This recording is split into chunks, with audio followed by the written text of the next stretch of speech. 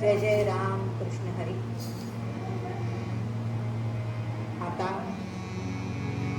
आत्ताच अंजलीताईंनी तुम्हाला कीर्तनाची माहिती दिली. खरं या गादीवरनं मला बोलायचा काही अधिकार नाही आहे, पण त्यांनी ज्याप्रमाणे सांगितलं त्याप्रमाणे सांप्रदायिक कीर्तन, आता आपण त्याला वारकरी कीर्तन म्हणतो, पण संप्रदायाचं कीर्तन म्हणजे सांप्रदायिक कीर्तन. कीर्तन म्हटलं की आद्य कीर्तनकार देवर्षी नारद यांनी सुरू केलेला एकपात्री अभिनयासारखा प्रयोग, म्हणजे ज्याच्यामध्ये पायात चाळ सुद्धा कीर्तनकाराच्याच असतात, गळ्यात तंबोरी सुद्धा कीर्तनकारांच्याच असते, हातात चिपळ्या असतात आणि बरोबर गात आणि अभिनय करत ते कीर्तन केलं जात असे. अशी कीर्तनाची परंपरा सुरू झाली. पण झालं असं की आपण नाकारत असलो तरी दुर्दैव म्हणावं लागेल की काही काळापूर्वी आपल्याकडे मंदिरांमध्ये काही प्रवेश निर्बंध होते. सगळे मंदिरात जाऊ शकत नसत आणि हे कीर्तन मंदिरात घडत असे.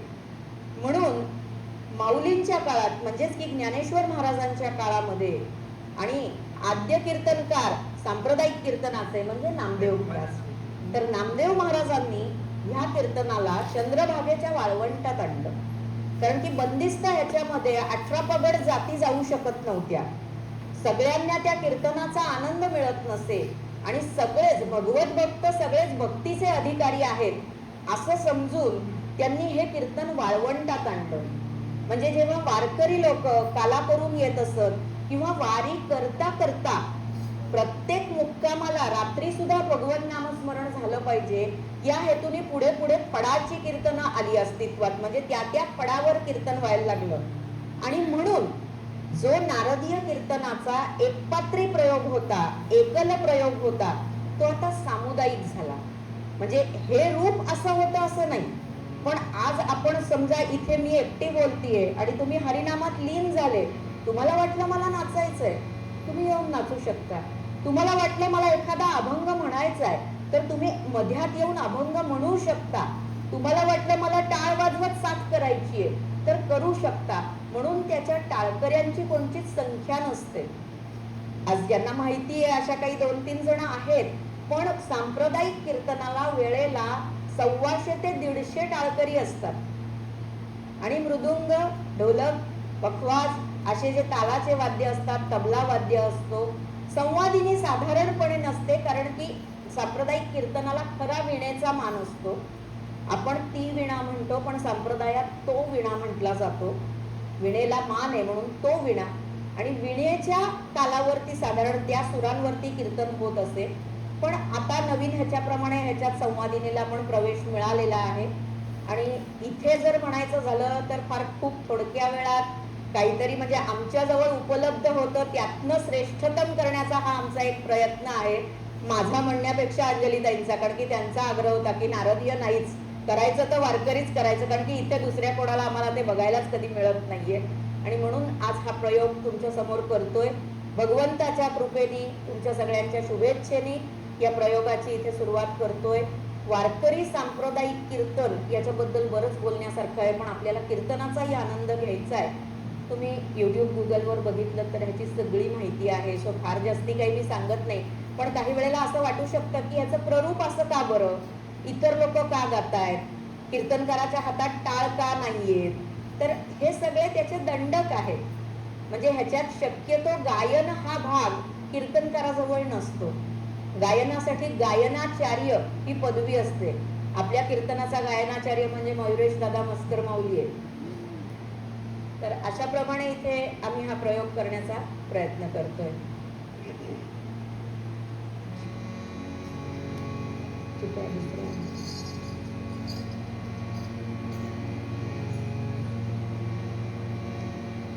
जय जय राम कृष्ण हरी, जय जय राम कृष्ण हरी, जय जय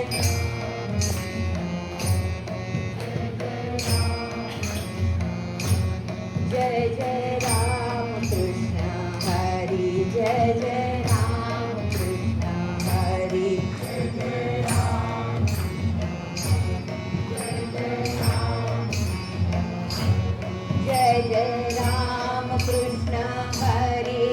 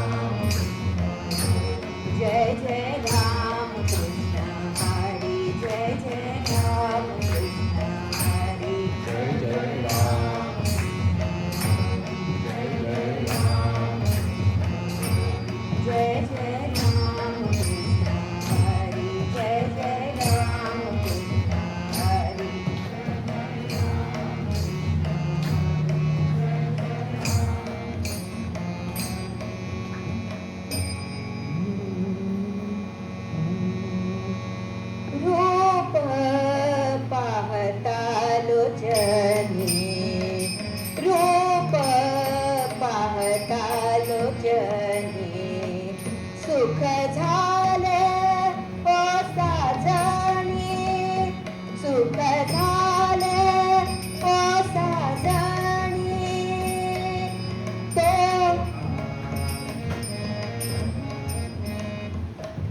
तो हा विठ्ठल बरवा, तो हा विठ्ठल बरवा, तो हा माधव बरवा, माधव बरवा, तो हा माधव बरवा, तो हा माधव बरवा, तो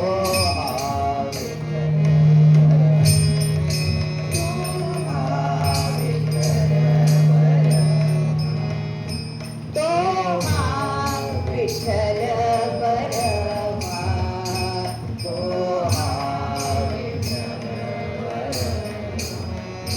बहुत सुकृतांची जोडी, बहुत सुकृतांची जोडी, म्हणून विठ्ठली आवडी, म्हणून विठ्ठली आवडी, म्हणून विठ्ठली आवडी, म्हणून विठ्ठली आवडी.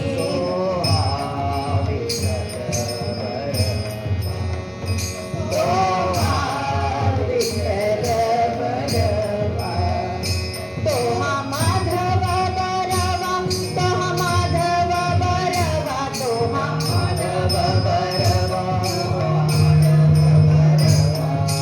तो हा विठ्ठल बरवा, तो हा विठ्ठल बरवा.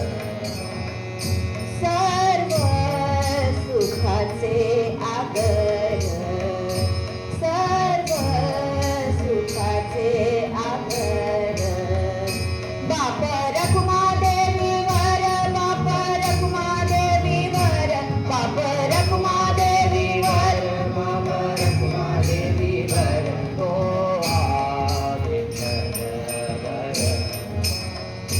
तो हा विठ्ठल बरवा, तो हा माधव बरवा, तो हा माधव बरवा, तो हा माधव बरवा, तो हा माधव बरवा,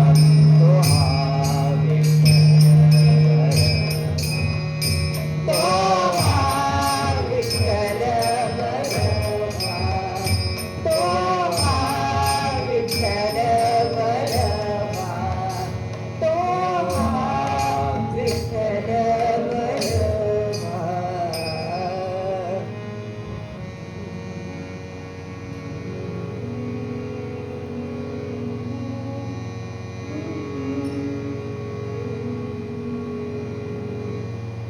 देवाची द्वारी उभा क्षण भरी, देवाची द्वारी उभा क्षण भरी, तेणे मुक्तिचारी साधिएल्या, तेणे मुक्तिचारी साधिएल्या. हरी मुख्य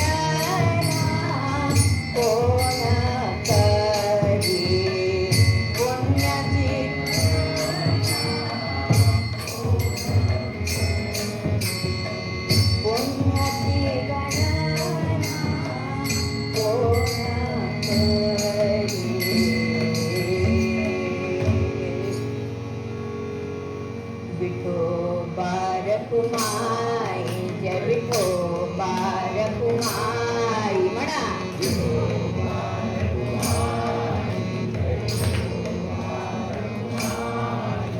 विठोबा रखुमाई जय विठोबा रखुमाई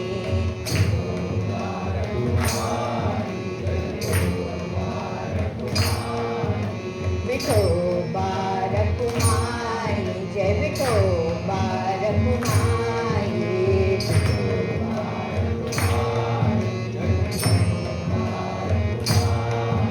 विठोबा रखुमाई जय विठोबा रखुमाई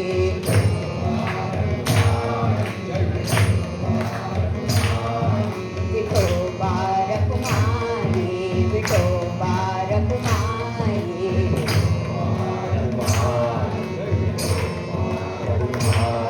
विठोबा रखुमाई विठोबा रखुमाई विठोबा विठोबा रखुमाई विठोबा रखुमाई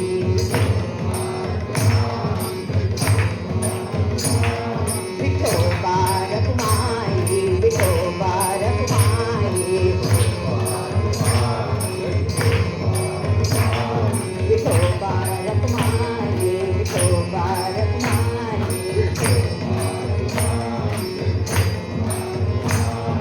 पुंडलिक वरदा हरी विठ्ठल श्री ज्ञानदेव तुकाराम पंढरीनाथ भगवान की माऊली ज्ञानेश्वर महाराज की गोपाल कृष्ण भगवान की जगद्गुरु तुकाराम महाराज की सब संतन की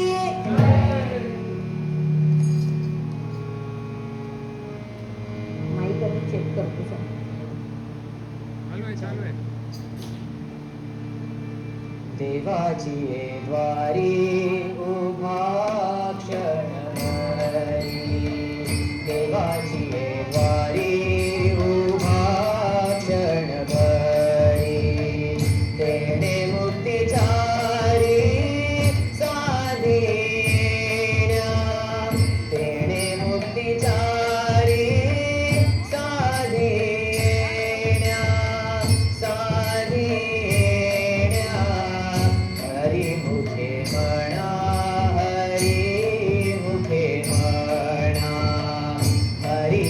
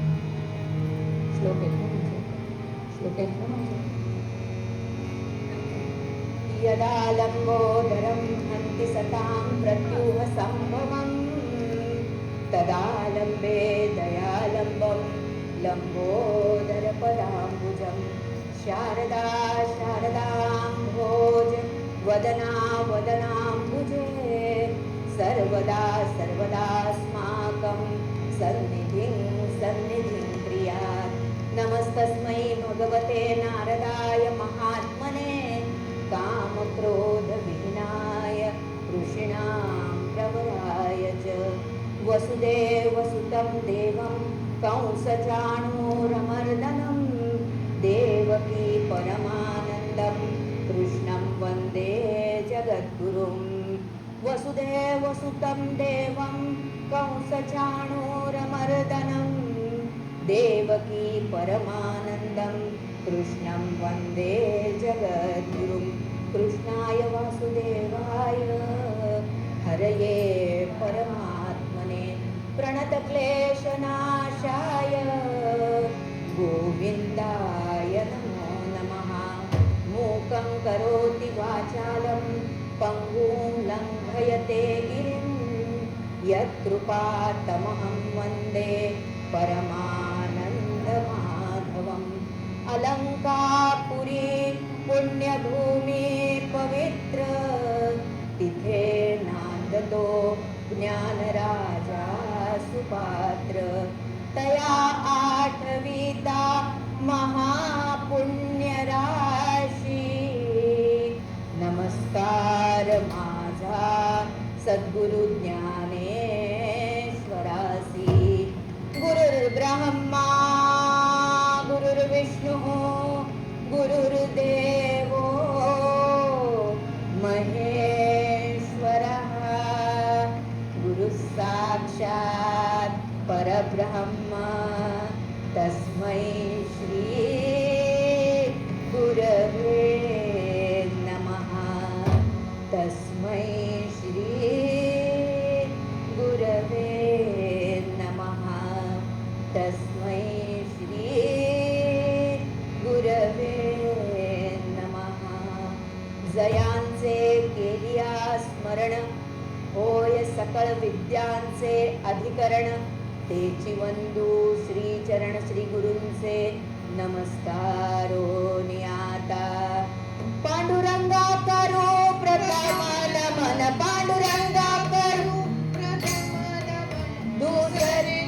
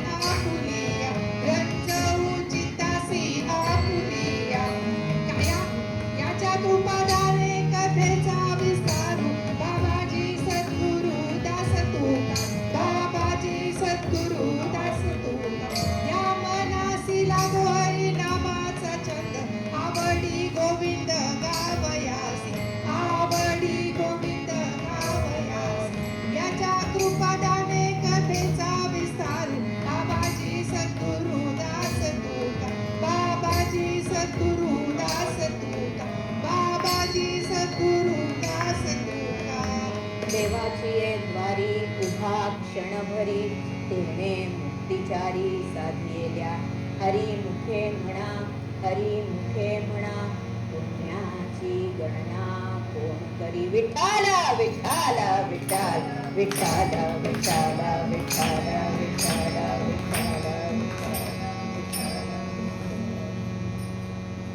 मंडळी नुकताच पुरुषोत्तम मास संपलाय साधारण 4 ते 5 दिवस झालेत त्याच्या पुढे आणि एक महत् कीर्तन सेवेची संधी आपल्याजवळ आलेली आहे मगाशी आपण म्हटलं तसं हे कीर्तन म्हणजे इथल्या ह्या भूमीवरचा कदाचित सांप्रदायिक कीर्तनाचा हा पहिला प्रयोग आहे फार कमी वेळात कारण की प्रत्येकाच्या राहण्याच्या जागा खूप लांब लांब प्रत्येकाचं वास्तव्य वेगवेगळ्या ठिकाणी प्रत्येकाच्या कामाच्या वेळा ते सगळं सांभाळून शक्य तितक्या प्रॅक्टिस करून तुमच्यासमोर हे सादर करण्याचा प्रयत्न आहे. आणि ज्याला म्हणतात ना की सध्याच्या अद्ययावत तंत्राचा उपयोग करून ऑनलाईन प्रॅक्टिस पण केल्या, पण जी काय प्रात्यक्षिकं असतात ती त्याच्यापेक्षा जास्तीच चांगली असतात हे नेहमी ठरलेलं आहे. पण तरीसुद्धा म्हणजे आज हे कीर्तन उभं राहिलंय त्याच्यासाठी मगाशी जसं म्हटलं तसं तुम्हाला वाटलं असेल की श्लोक फार मागे म्हटले गेले, विसरला होतात की काय. पण ही सांप्रदायिक कीर्तनाची पद्धत आहे की सांप्रदायिक कीर्तनाला महामंत्र म्हणजे जय जय रामकृष्ण हरी, आणि म्हणून जय जय रामकृष्ण हरीपासनं त्या कीर्तनाची सुरुवात असते. वेळोवेळी नामस्मरण हे या कीर्तनाचं मुख्य अंग आहे, म्हणून सतत याच्यामध्ये नामस्मरण केलं जातं, नामगायन केलं जातं आणि आपल्याबरोबर श्रोत्यांनाही समाविष्ट करून घेतलं जातं. नारदीय कीर्तन हरिभक्तीपरायण अंजलीताईंमुळे तुम्ही बरेचदा पाहिलेलं आहे, ऐकलेलं आहे आणि त्याचा कल बराचसा जास्ती असतो. पण ह्या कीर्तनामध्ये मंगलाचरणाचे श्लोक साधारण पहिली 10 पायऱ्या झाल्यानंतर येतो, तोपर्यंत येत नाही. त्यानुसार आम्ही आत्ता सादर केला. त्याच्यानंतर जे मयुरेश माऊलींनी म्हटलं त्याला म्हणायचं गायनाचार्याचं गायन, म्हणजे त्याच्यात तुम्हाला फक्त गायनाची विविधता दिसते, ती कीर्तनकार करू शकत नाही आणि कीर्तनकारांनी करायचीही अपेक्षित नसते. तर मुख्य मुद्दा म्हणजे तुमच्या समोर आज हे जे कीर्तन उभं राहिलंय त्याचं सर्वश्री श्रेय पहिलं अंजलीताईंना, कारण की 2 वर्षापूर्वी जेव्हा माझा विजा झाला तेव्हा मी त्यांना मेसेज टाकल्यावर त्यांचा पहिला मेसेज आला होता, इकडे कधी येताय आणि आपल्याला वारकरी कीर्तन करायचंय. म्हणजे 2 वर्षापासून त्यांनी तो तंत धरला होता आणि तो सोडलाही नाही, मला सोडून दिला नाही. जेव्हा इथे यायचं तिकीट झालं तेव्हा सुद्धा त्यांनी मला परत एकदा आठवण दिली, येत आहे ना आपल्याला वारकरी कीर्तन करायचंय. आणि म्हणजे अक्षरशः म्हटलं पाहिजे की शून्यापासून त्यांनी ते सगळं ओढून आणलं आणि त्यांच्याबरोबर या सगळ्यांनी तुम्ही सर्वांनीही त्याला तितकंच उचलून धरलं, म्हणून आज तुमच्या समोर उभी राहून ही सेवा करण्याची संधी मला मिळतीये. हे माझं महत् भाग्य आहे. म्हणजे आता प्रत्येकाची हे वेगळी असते, पण तरी या सगळ्यांनी टाळकरी होणं कबूल केलं. त्या टाळासाठी मी म्हटलं तशी प्रॅक्टिस केली. वेळेला मी त्यांना ओरडले सुद्धा, अरे काय करताय, असं नसतं, असंही बरंच घडलं. पण ज्याला म्हणतात ना की मैत्री कशाला म्हणायची, तर व्यसनेषु सख्यम म्हणजे व्यसनेषु संयम. एकसारखं व्यसन आणि छंद हा जेव्हा सारखा असतो तेव्हा मैत्री घडते. तसा आमच्या दोघींचा छंद एकच आहे म्हणजे कीर्तन, आणि त्यांची एकच तळमळ होती की इथे कोणाला वारकरी कीर्तन तुम्ही गेलात की परत ऐकायला फारसं मिळण्याची शक्यता कमी आहे, आणि म्हणून आपण करायचं तर वारकरीच कीर्तन करायचं. तर आज आपल्यासमोर हे कीर्तन आमच्या अल्पशा प्रॅक्टिस नंतर काही थोड्याशा ह्याच्यानंतर उभं ठेवतोय. काही चुका असतील म्हणजे जे अगदी ज्याला म्हणतो आपण तुमच्या इथल्या भाषेत म्हटलं तर प्रोफेशनल टच कदाचित आम्ही देऊही नसेल शकलो त्याला, पण तरी एक प्रयत्न आहे. आणि जसं ते कीर्तन असतं त्याचं स्वरूप न बदलता तुमच्या समोर सादर करण्याचा हा आमचा प्रयत्न आहे. त्याचबरोबर जसं अंजलीताई, तसं अंजलीताईंच्या सोबतीला आम्ही प्रशांतजींना धरूनच घेतलेले असतात, कारण की 50%च्या वर ते असतातच न बोलता. बरोबर आमचे योगेशजी जे तबल्यावर आहेत, हेमंतजी जे मृदुंगमणी आहेत, गायनाचार्य आमचे मयुरेश महाराज माऊली आहेतच, मागे मंगेश माऊली, अंजली माऊली. तुम्ही म्हणाल हे ताई दादा सोडून माऊली काय, पण हाही वारकरी संप्रदायाचा प्रघात आहे. ते माऊली शिवाय म्हणत नाही, तिथे कोणालाही माऊली म्हणूनच संबोधन केलं जातं, एकमेका लागतील पाहिजे. तर अशा प्रमाणे आज या जागेची उपलब्धी त्यांनी मिळवली, त्या जागेची उपलब्धी करून देणाऱ्यांनाही शतशः नमन. आणि त्याप्रमाणे हे कीर्तन फार थोडक्या वेळात थोडक्या साधनांसह तुमच्या समोर सादर करतोय. कीर्तनाचा एक जो पहिला भाग असतो प्रारंभिक नमन, ते आतापर्यंत तुम्ही पाहिलंय. याच्या पुढे आता निरूपणाचा भाग सुरू होईल आणि निरूपणातही शक्य तितकं वारकरी सांप्रदायिक जे मूळ असतं ते सांभाळून तुम्हाला कीर्तन ऐकवण्याचा आमचा प्रयत्न असेल. विठोबा रखुमाई देवाची एक द्वारी उभा क्षणभरी, तेने मुक्तिचारी साधियेल्या. हरिमुखे म्हणा, हरिमुखे म्हणा, पुण्याची गणना कोण करी. माऊली ज्ञानेश्वर महाराज म्हणजेच कैवल्य साम्राज्य चक्रवर्ती, आळंदीचे निवासी, भक्त हृदयाचा जो सम्राट आहे आणि वारकरी सांप्रदायिक कीर्तनाचं ज्याला पायाचं स्थान म्हटलं जातं असे माऊली ज्ञानेश्वर महाराज. जेव्हा सांप्रदायिक कीर्तनांचे सप्ताह होतात भारतामध्ये, तेव्हा तेव्हा महाराजांचा म्हणजे त्याचा क्रम ठरलेला असतो. पहिल्या दिवशी नामाचा अभंग, दुसऱ्या दिवशी कुठला, तिसऱ्या दिवशी असं ठरलेलं असतं. आज आपल्याकडे ही पहिलीच वेळ आहे की आपण सांप्रदायिक कीर्तन करतोय आणि त्याच्यासाठीच आम्ही तुमच्या समोर देवाची द्वारी उभा क्षणभरी म्हणजे माऊलींच्या हरिपाठ ग्रंथातला पहिल्या क्रमांकाचा अभंग. पण सेवा ही पहिली, आपली वेळ ही पहिली आणि हे सगळं बघूनच औचित्य साधून पहिल्या क्रमांकाचा हा पहिला अभंग तुमच्या समोर सादर केलाय. तसे म्हटलं तर ज्ञानेश्वर महाराज म्हणजे आध्यात्मिक जगतातलं एक झळहळतं रत्न शिरोमणी आहे. हा हरिपाठाचा ग्रंथ, पण त्याशिवाय माऊलींचं योगदान किती या वाङ्मयात अफाट आणि बहुमोल असं योगदान माऊलींचं. मुख्यत्वे 4 ग्रंथ आपल्याला सगळ्यांना माहिती आहेत, ज्याच्यामध्ये हरिपाठ, ज्ञानेश्वरी म्हणजे भावार्थ दीपिका, अमृतानुभव आणि चांगदेव पासष्टी हे 4 माऊलींचे मुख्य ग्रंथ. त्याशिवाय माऊलींनी विरहिणी लिहिली आहेत, भारुडं लिहिली आहेत, गवळणी लिहिली आहेत. म्हणजे वाङ्मयाचा कुठलाही प्रकार असा नाही की जो ज्ञानेश्वर महाराजांनी सादर केलेला नाही, लिहिलेला नाही. पण तरी सुद्धा एवढ्या सगळ्या योगदानानंतर ज्याला म्हणतात की सांप्रदायिक वारीची नेटकेपणाची जी सुरुवात होती ती माऊलींपासून झाली. आणि म्हणून बहिणाबाई आपल्या एका अभंगात म्हणतात, संत कृपा झाली इमारत फळा आली, ज्ञान देवे रचिला पाया, उभारिले देवालया. म्हणजे या सांप्रदायिक कीर्तन पद्धतीचा किंवा सांप्रदायिक भगवंताच्या आराधनेचा पाया जर कोणी घातला असेल तर तो ज्ञानेश्वर महाराजांनी घातलाय.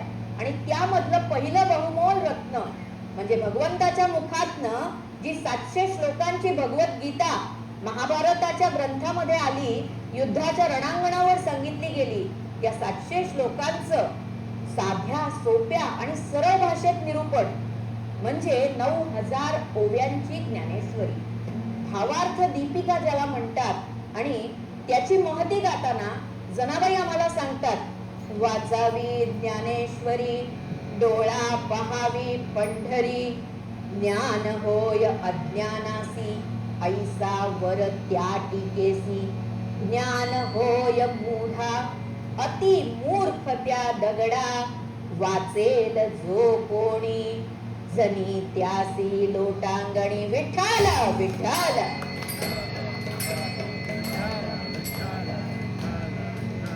म्हणजेच माऊलींच्या कर्तृत्वाचं सर्वात मोठं सुवर्ण अक्षरी पान जर काही असेल तर ती ज्ञानेश्वरी आहे. पण शेवटी ज्ञानेश्वरी म्हणजे एका ग्रंथावरची टीका आहे. म्हणजे तिथे माऊलींना हवं तितकं स्वातंत्र्य नव्हतं.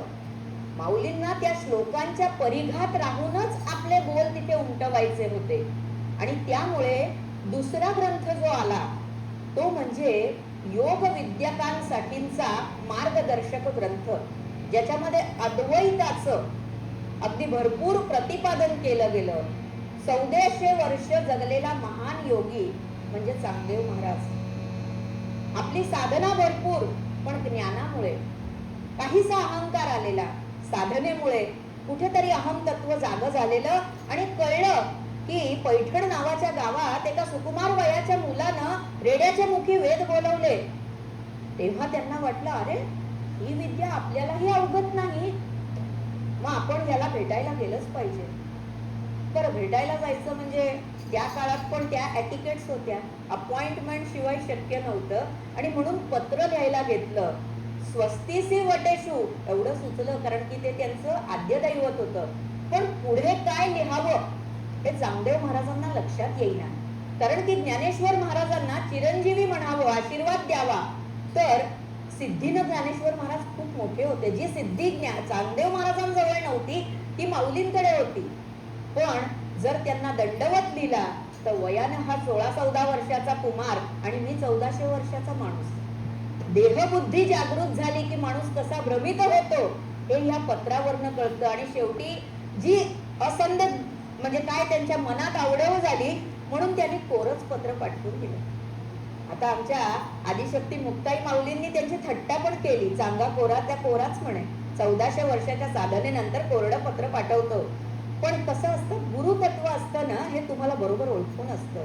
आणि म्हणून आमच्या निवृत्तीनाथ दादांनी, सद्गुरु निवृत्तीनाथ महाराजांनी ज्ञानेश्वर माऊलींना आज्ञा केली की हा कोरा नाहीये, याचं मन निर्मळ आहे. तो जसा होता तसा त्यांनी पत्र पाठवलंय. आणि म्हणून आता त्याला अद्वैताचा बोध करून त्याच्यातनं देहाभिमान घालवण्याचं काम ज्ञाना तू कर.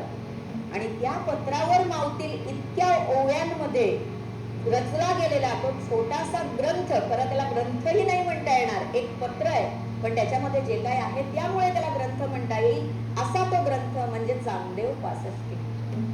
पण चांगदेव पासष्टी हे सुद्धा चांगदेव महाराजांना उद्बोधन आहे. मग आता काय करायचं, माऊलींजवळ तर विस्तृत ज्ञान आहे.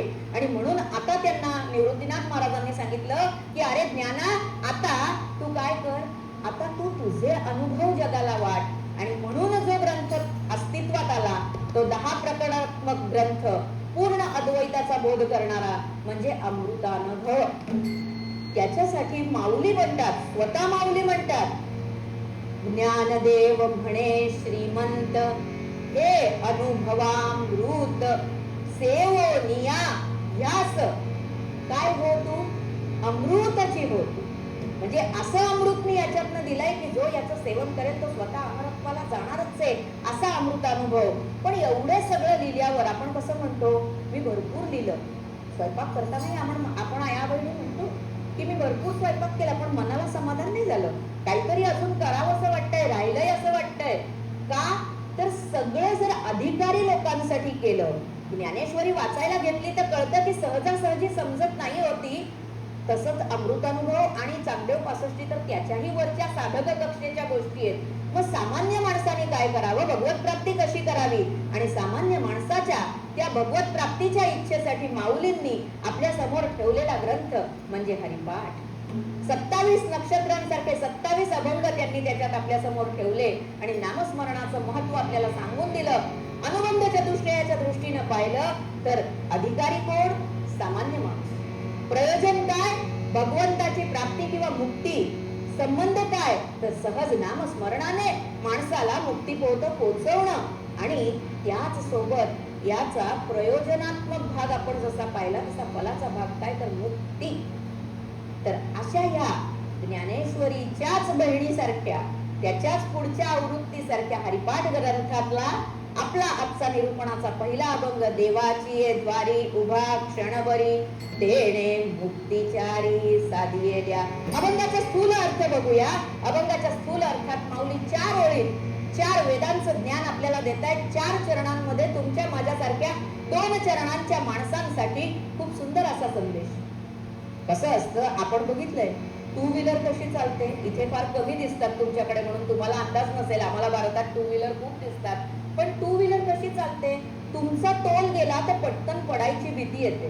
4 व्हीलरचं तसं आहे का, नाही होत. म्हणूनच माऊलींनी 4 चरणांचा अभंग दिलाय. 2 आपले 2 त्यांचे आणखीन वाढवून 4 चरणांचा अभंग, ज्याच्यामध्ये ते आपल्याला म्हणतायत, देवाची ये द्वारी उभा क्षणभरी, देणे मुक्तिचारी साधियेल्या. भगवंताच्या दारात जर तू क्षणभर उभा राहिलास तर तुला चारी मुक्ती मिळणार आहे. हरिमुखे म्हणा पुण्याची गणना कोण करी. काय करशील याच्यासाठी, या 4 मुक्तींसाठी? हरिमुखे म्हणा काय मिळेल, पुण्याची गणना कोण करी. असोनी संसारी जिव्हे वेगू करी, वेदशास्त्र उभारी बाया सदा. म्हणजे या संसारात तर जायचंय, भगवे घालायचे, पांढरे घालायचे, संन्यास घ्यायचाय, कुठे जायचंय वनवासात, रोजची कर्म करायचीच आहेत आणि त्याच्या सोबत मुक्तीचं प्राप्त करून घ्यायचंय. म्हणून असोनी संसारी जीव हे वेगू करी. तुमच्या मुखानं त्या जिभेला पटापटा हरिनाम घ्यायचंय. वेदशास्त्र उभारी बाया सदा. याची ग्वाही कोण देतायत, वेद आणि शास्त्र याची ग्वाही देतायत. आणि शेवटी काय म्हणतायत, तर ज्ञानदेव म्हणे, मी म्हटलंच आहे पण कदाचित तुम्हाला पटलं नाही, तर ज्याला म्हणतात व्यासोच्छिष्टम जगत सर्वम, या जगतामध्ये असलेलं सगळं ज्ञान हे व्यासांचं उच्छिष्ट आहे. अशा ज्ञानदेव म्हणे व्यासाची आपुणे. काय होतं? आम्ही कुठलाही ग्रंथ घेतला पहिले फलश्रुती वाचतो. हे व्रत केलं की मिळणार काय? म्हणून ते म्हणतात ज्ञानदेव म्हणे व्यासाची आपुणे. द्वारकेचे राणे पांडवा घरी. संसारी असणाऱ्या अशा पांडवांच्या घरी भगवंत स्वये येतो. उष्ट्या पत्रावळी उचलतो, अर्जुनाची गोडी धुतो, नवे नवे त्याचे सारथ्य पण करतो. कशामुळे? हरिमुखे म्हणा, हरिमुखे म्हणा, पुण्याची गणना कोण करी. विठ्ठल विठ्ठल विठ्ठल विठ्ठल विठ्ठल विठ्ठल विठ्ठल. तर हा झाला अभंगाचा धावता आढावा. आता याच्यामध्ये त्यांनी म्हटलंय मुक्ती मिळणार. मुक्ती म्हटलं की मुक्तीसाठी हा एकच मार्ग आहे का? नाही. मुक्तीसाठी 4 मार्ग आहेत मंडळी. ज्ञान मार्ग, भक्ती मार्ग, योग मार्ग आणि कुठला? कर्म मार्ग. बरोबर आहे. कर्म मार्ग कठीण आहे. कर्म आपण साधी पूजा करतो, पण कोणी पौरोहित्य करणार आमच्या ताई करतात, त्यांना माहिती असेल की आचमन करायचं ना तरी असं म्हणतात की कुठल्या खळग्यात पाणी हवं हाताच्या आणि ते पिताना तोंडाचा भुरकीने आवाज नाही झाला पाहिजे. आम्ही ते चहाचा सुडका घेत असू असं फर्रकीने पितो. पण कर्म मार्गाला इतकं बंधन आहे. आम्ही जी पूजा करतो ते ठीक आहे, वेडे वाकोडे गाईनं परी तुझाची म्हणवीनं म्हणून करतो, पण कर्म मार्गालाही काही बंधनं आहेत आणि म्हणूनच कर्म मार्ग कठीण आहे. कर्म मार्ग कसा असावा? तर कधीतरी वासुदेवानंद सरस्वती स्वामी महाराज म्हणजे टेंबे स्वामींचं चरित्र वाचावं. कर्ममार्गी, शुद्ध कर्ममार्गी भक्ती म्हणजे वासुदेवानंद सरस्वती स्वामी महाराज. त्याच्यानंतर येतो योग मार्ग. चांगदेव महाराजाचं उदाहरण आपण आत्ताच पाहिलं. समाधीपर्यंतचा योग साधलेला होता, पण तरी देहाभिमान गेला नव्हता. म्हणजे योग मार्गामध्ये अवघड काय आहे? तर योग मार्गामध्ये त्याच्यात राहणं हे अवघड आहे, त्यातलं सातत्य हे अवघड आहे. ज्ञान मार्ग, भगवंताला ज्ञानी भक्त सर्वात प्रिय आहे, पण ज्ञान मार्गात गेल्यानंतर विवेकानं खाली राहणं म्हणजेच की नम्र होणं हे कठीण आहे.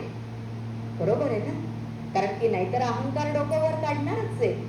मग राहिला कुठला मार्ग? भक्ती मार्ग.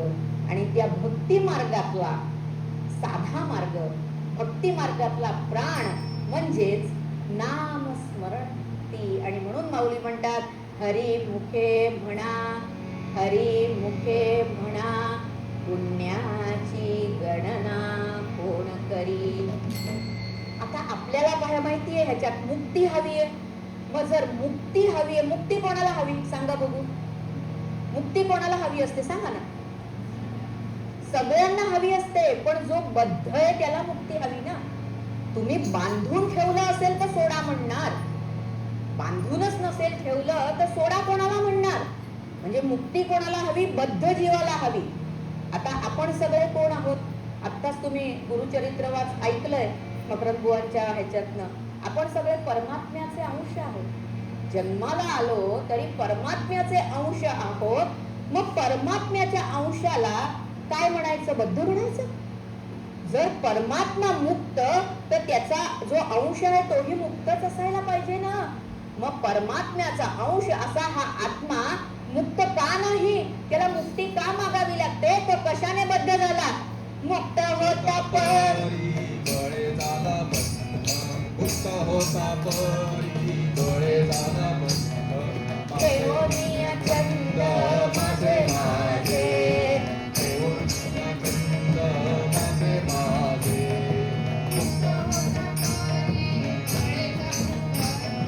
देवोनिया चंद माझे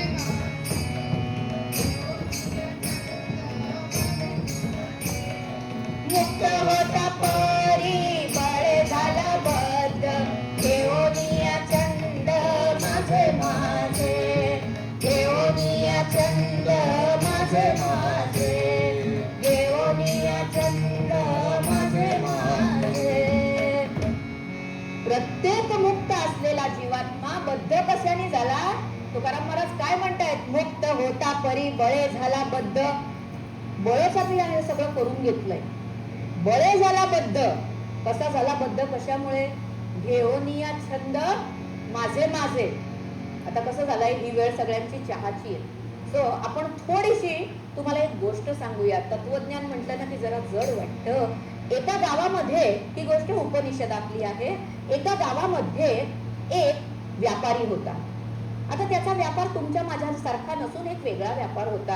त्याच्याकडे बहुत सारी गाढवं होती आणि तो ती गाढवं घेऊन गावोगावी जायचा. तुमचं आत्ताच इथं मी इथे आल्यापासून वाचते तुमचं ट्रक यू हॉल काहीतरी आहे, बरोबर आहे ना? तसं ते हॉल तेव्हांचं होतं. तो गाढवं घेऊन गावोगावी जायचा आणि काय तुम्हाला भारवहन करायचं असेल ते करून द्यायचा. एके दिवशी असाच तो गाढवं घेऊन निघाला. त्या गाढवं घेऊन निघताना त्याच्या बरोबर लोकही असायची. आता एवढी सारी गाढवं, सगळं काही तो एकटा करू शकत नसते.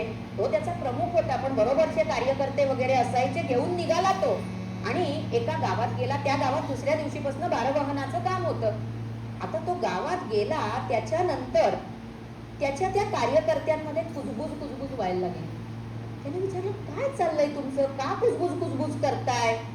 म्हणे, मालक एक चूक झाली. काय झालं बाबांनो? म्हणे, गाढवं आणली, खुंटे आणले. खुंटे म्हणजे गाढवं बांधण्यासाठी जे म्हणजे जे लाकडाच्या किंवा अशा हे असतात, ते नवीन पिढी आहे म्हणून मी जास्ती फोड करते. खुंटे आणले, ठोकण्यासाठी हातोड्या आणल्या, पण दोऱ्या आणायच्या विसरलो. आता सध्याच्या काळासारखं काय ते इथे आहे की नाही माहित नाही. आमच्याकडे तर ब्लिंकिट, झोमॅटो, काय रात्री 1:30, 2. आता माझा लेखच मागवतो 2 वाजता. काय रे बाबा, काय मागवलं? आई डस्टबिन मागवले. अरे 2 वाजता सुचलं की मागवलं. पण तेव्हा तसं नव्हतं ना. संध्याकाळ झाली की सगळं बंद व्हायचं.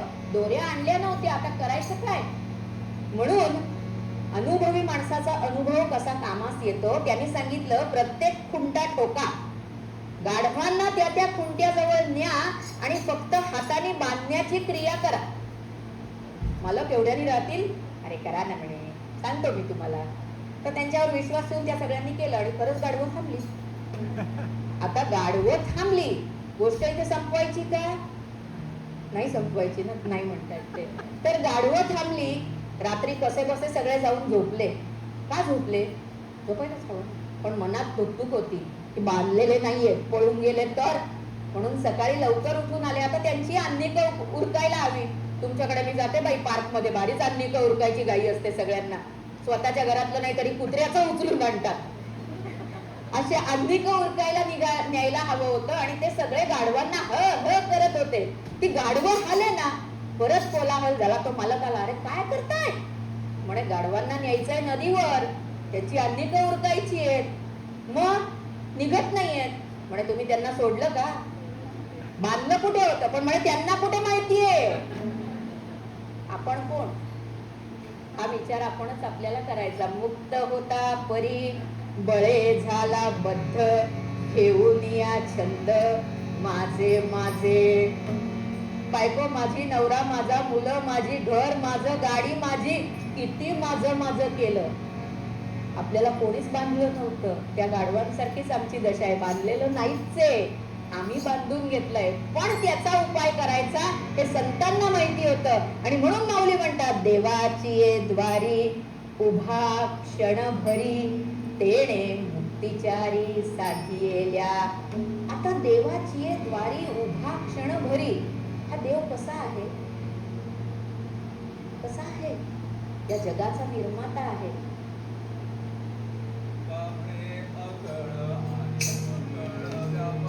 तुका म्हणे अकळ व्यापक, तुका म्हणे अकळ आहे सकळ व्यापक. तुका म्हणे अकळ तरी सकळ व्यापक, भूजेल तेज समीर क रवी शशी काष्टादिकी असे भरला, स्थिरचर व्यापून अवघा तो परमात्मा दशांमुळे उरला. सगळीकडे व्यापून उरणारा आहे.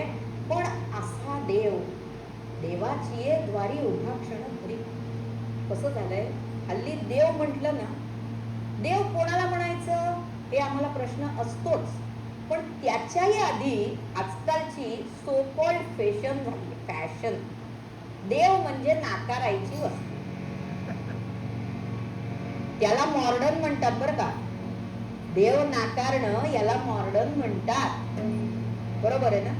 माझ्यापेक्षा तुम्हाला अनुभव जास्ती आहेत, वयही जास्ती आहेत, प्रदेशही वेगळा आहे. पण देव नाकारणं ही फॅशन आहे. आणि त्याच्यासाठी कारण काय देतात सांगाल मला कोणी? का कारण नाही म्हणतात? देवळात जायचं नाही, देव मानायचा नाही. प्रत्येकाकडे तरुण पिढीची कारण आहेत. कोणी सांगेल का मला? मला आवडेल सांगितलं तर. का नाही म्हणतात? उत्तर आलं बघा. ज्याला पाहिला नाही त्याला मानावा कसा. 2 उदाहरणं छोटीशी देते. तुमच्या प्रत्येकाच्या घरात अवतीभोवती बागेमध्ये फुलं आहेत. त्या फुलामध्ये प्रत्येक फुलाचा सुवास आहे. दिसतो का हो कधी? पण तरी फुलाला सुवास आहे हे आम्ही मान्य करतो ना. हे उदाहरण कोणासाठी? भाविक भक्तांसाठी. जे म्हणतात आम्हाला दिसतच नाही म्हणून आम्ही जाणारच नाही, त्यांना सांगायचं की इथे एवढी उपकरणं आहेत, पंखे आहेत, कूलर आहे, माईक आहे, काय हवे तेवढी उपकरणं आहेत. या सगळ्यामधनं काय वाहत आहे? वीज वाहतीये. दिसतीये का? नाही दिसत आहे. मग तिला मानणार नाही? बरं नसेल मानणार तर असं करा, त्याचे ते वायर सोडा, हातात घेऊन बघा, मी सांगितलं असं म्हणू नका. विठ्ठला विठ्ठला विठ्ठला विठ्ठला विठ्ठला. म्हणजे की परमेश्वर आहे, परमेश्वर आहे हे आम्ही मान्य करत नाही कारण आम्हाला दिसत नाही. त्यांच्यासाठी ही उदाहरणं होती. पण आमच्या उपनिषदांनी, पुराणांनी देवाची, देवत्वाची भरपूर व्याख्या दिली आहे. छांदोग्य उपनिषदातलं महावाक्य म्हणजे तत्वमसी. तो आणि तू एकच. बरोबर ना. तर देव म्हणजे दिव या धातूपासून तयार झालेला शब्द, ज्याचा अर्थ होतो तेजोमान